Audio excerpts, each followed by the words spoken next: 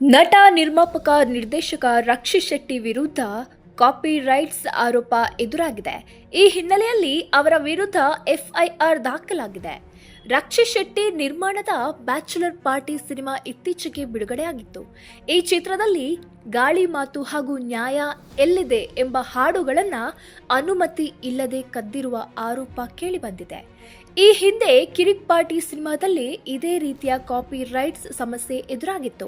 ಶಾಂತಿ ಕ್ರಾಂತಿ ಚಿತ್ರದ tune ಬಳಸಿಕೊಂಡಿದ್ದಕ್ಕೆ Lahari Velu court ಮೆಟ್ಟಿಲೇರಿದ್ದರು. ವಿವಾದ ಭಾರೀ ಸದ್ದು ಮಾಡಿತ್ತು. ಕೊನೆಗೆ ರಾಜಿ ಸಂಧಾನದ ಮೂಲಕ ಸಮಸ್ಯೆ ಬಗೆಹರಿದಿತ್ತು. ಇದೀಗ ಬ್ಯಾಚುಲರ್ ಪಾರ್ಟಿ ಸಿನಿಮಾ ವಿಚಾರದಲ್ಲಿ ರಕ್ಷಿತ್ ಶೆಟ್ಟಿಗೆ ಇದೇ ಸಂಕಷ್ಟ ಎದುರಾಗಿದೆ. ಅಭಿಜಿತ್ ಮಹೇಶ್ ನಿರ್ದೇಶನದ ಕಾಮಿಡಿ ಎಂಟರ್ಟೈನರ್ ಬ್ಯಾಚುಲರ್ ಪಾರ್ಟಿ ಇದೇ ವರ್ಷ ಜನವರಿ 26ಕ್ಕೆ ತೆರೆ ಕಂಡಿತ್ತು. ದಿಗಂತ್, ಅಚ್ಯುತ್ ಕುಮಾರ್ ಹಾಗೂ ಲೂಸ್ ಮಾದ ಯೋಗಿ ಚಿತ್ರದಲ್ಲಿ ತಾರಾಗಣದಲ್ಲಿದ್ದರು. ಚಿತ್ರಕ್ಕೆ ಅರ್ಜುನ್ ರಾಮು ಸಂಗೀತ ಸಂಯೋಜನೆ ಮಾಡಿದ್ದರು. ರಕ್ಷಿತ್ ಶೆಟ್ಟಿ ತಮ್ಮ ಪರಂವಾ ಸ್ಟುಡಿಯೋಸ್ ಬ್ಯಾನರ್ ಅಡಿಯಲ್ಲಿ ಸಿನಿಮಾ ನಿರ್ಮಿಸಿದ್ದರು. ಕಾಪಿ ರೈಟ್ಸ್ ಉಲ್ಲಂಘನೆ ಆರೋಪದಡಿ ರಕ್ಷಿತ್ ಶೆಟ್ಟಿ ಹಾಗೂ ಪರಂವಾ ಸ್ಟುಡಿಯೋಸ್ ವಿರುದ್ಧ ಯಶವಂತಪುರ ಪೊಲೀಸ್ ಠಾಣೆಯಲ್ಲಿ ದೂರು ದಾಖಲಾಗಿದೆ.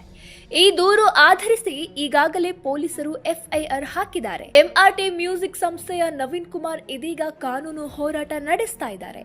ಗಾಳಿ ಮಾತು ಚಿತ್ರದ ಒಮ್ಮೆ ನಿನ್ನನ್ನು ಕಣ್ತುಂಬ ಹಾಗೂ ನ್ಯಾಯ ಎಲ್ಲಿದೆ ಚಿತ್ರದ ಟೈಟಲ್ ಸಾಂಗ್ ಬಳಸಿಕೊಂಡಿರುವ ಬಗ್ಗೆ ಧ್ವನಿ ಎತ್ತಿದ್ದಾರೆ. ಬ್ಯಾಚುಲರ್ ಪಾರ್ಟಿ ಸಿನಿಮಾ ಚಿತ್ರಮಂದಿರಗಳಲ್ಲಿ ಅಷ್ಟಾಗಿ ಸದ್ದು ಮಾಡಲಿಲ್ಲ. ಬಳಿಕ ಅಮೆಜಾನ್ ಪ್ರೈಮ್ ವಿಡಿಯೋದಲ್ಲಿ ಸ್ಟ್ರೀಮಿಂಗ್ ಆಗ್ತಾ ಇದೆ.